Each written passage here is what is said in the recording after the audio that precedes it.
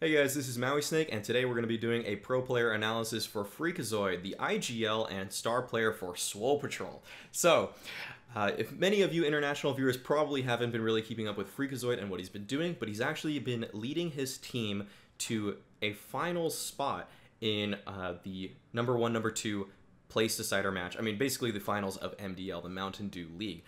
This match that I'm going to be going over is one in which he dropped 40 frags in regulation. Many of you maybe saw on the front page of Reddit just that screenshot of his 40 kills in regulation. But yeah, we're going to be going over how he was able to accomplish that, some of his most impactful rounds, and how he's been showing that he's a cut above a lot of the players in the Mountain Dew League. What we're going to see in this round is a very typical B hold for Freakazoid and his teammate. Swag is on the bomb site with a scout right now, and Freakazoid only has a deagle. It's kind of a weird half-buy for them, but we're going to see how Freakazoid plays it.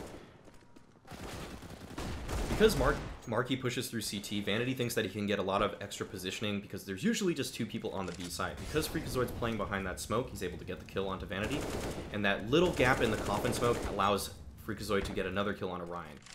He runs through the molly, takes a lot of damage, but he stays alive. And this is really important, because what it allows him to do is now boost his teammate at CT and allows Zelsis to get a very free kill on the bomb planter there.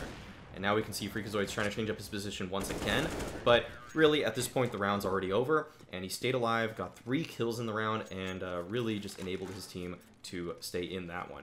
What we're going to see in this round is a very typical B hold for Swole Patrol when they have 3 members. When you have 3 people towards B, it's very common for players to throw that one roof flash. He now uses his utility that damages the T's, and it does quite a bit. As you can see, Hydrix, Vanity, and OC are all pretty low health now, and Food just ran through a molly as well. And Freakazoid from this first horn's position, he just has to look for really body shots at that point, and he can take down 2 members. And because Food was peppered so much by that Molotov from earlier, he's actually going to get double naded out of his spot, which actually makes this a very easy retake for the rest of Swole Patrol. What we're going to see here is a very low utility banana take from Swole. Freakazoid throws a flash up to help Marky get the first entry there, and now Marky's still trying to push his advantage and try to get into this B bomb site. Freakazoid realizes that his teammate needs help, gets the trade right there. Pretty simple stuff, pretty straightforward. But him and his team are pretty low HP right now. You can see that Zelsis is on 73, Freak's on 55, Ace is on 46. And with Zelsis dying there and losing the bomb, Freak knows that he can take matters into his own hands, making a play towards Coffins. He catches Hydrix off guard by just pushing through the smoke. It's really a gamble play, and if Hydrix weren't jumping there, that might have actually ended poorly for Freakazoid. But he knows what's on the line, he knows the pressure in the situation, and he knows that his team needs to get some kind of advantage there. So at this point, he's just going to be playing a very standard crossfire with Ace, who's posted in the emo corner. And at this point, Vanity, he doesn't actually go for this, and really, that's just the round right there. So Freakazoid gets the trade, goes for an aggressive play. Then he just plays a standard crossfire.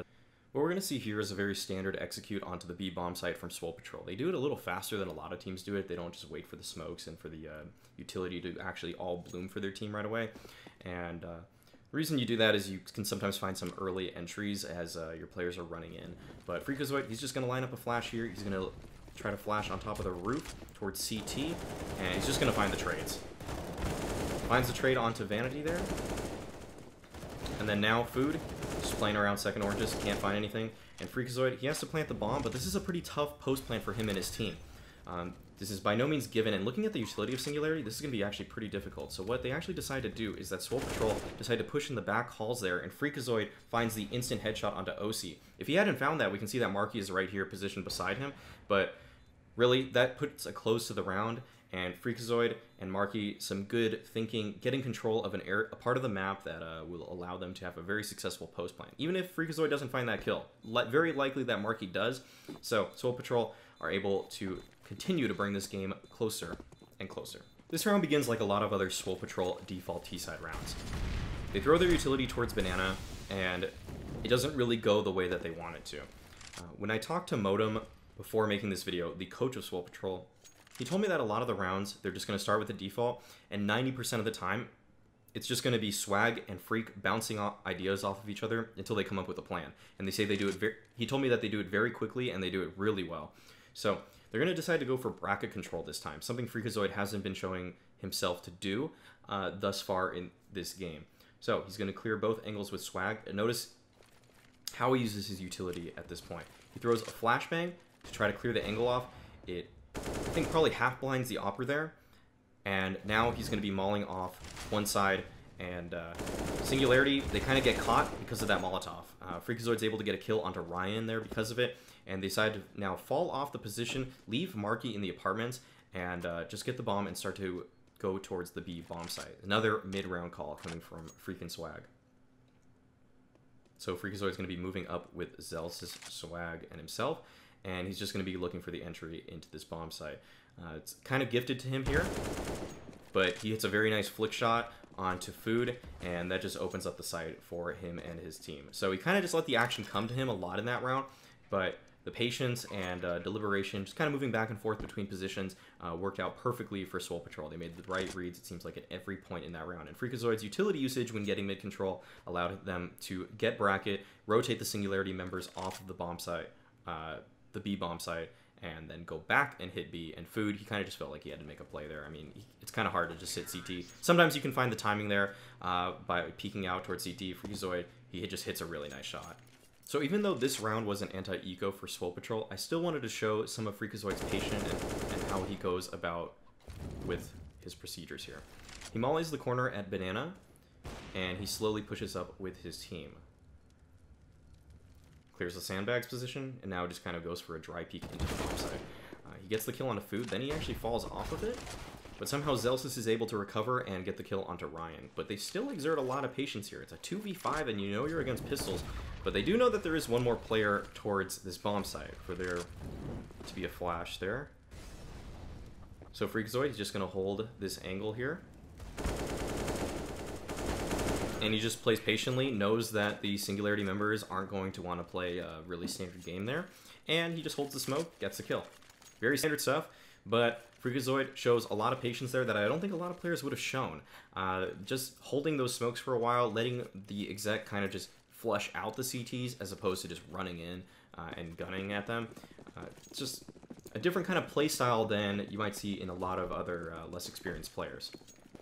So Freakazoid and Swole Patrol have now brought it all the way back to 14-15. They're on map point, and they're going to be using their utility to the best of its effect. They're going to smoke off arch side. Freakazoid is now going to be flashing off the porch side, and they're not going to extend with that just yet. They're going to let Singularity give them any information that they can. Now they're going to keep using their utility. Nade OC down to 82 HP with one nade. That other one chunked him down to 42. And they're finally going to be going for bracket control here. So Freakazoid, he's responsible for watching Arch, but after his teammate gets flashed off, he finds the kill onto OC. And notice Swole Patrol, they just slow down at this point. They don't overextend themselves. They know that Singularity are going to want to make a play. There's only 30 seconds left, but they still remain incredibly composed here. Still just walking around, not going to force the issue or anything of the sort. And Freakazoid, he knows something's going to happen. He really just waits for it, and Vanity, he falls right into his hands. At this point, though, Zelsis and Ace went for a play towards B. That fake did draw out Vanity and the rest of Singularity. Had that fake not come out, very unlikely that Singularity would have pushed that the way that they did, but Freakazoid, he knew exactly how to react in that situation and was able to find yet another entry onto the bomb site. And with that, Freakazoid and Swole Patrol have secured themselves a slot in the MDL Finals where they're going to be faced off against Can't Win a Land, a team composed of Seb, Connor93, Exotic, Exceed, and Mitch. That's actually 5 players that have all played in Pro League previously. Seb and Connor both played on the early Bees Money crew, Ghost Gaming. Exotic played for Splice. Mitch played for a couple different teams, one of them being Dignitas. He played for the now Envy roster. And Exceed played for Soar Gaming. So 5 guys with actually quite a bit of experience that managed to make it to the finals. Swole Patrol, they're going to be going in still as the favorites, but that should be played within the upcoming month or so. So hopefully we're going to see that match sooner than later.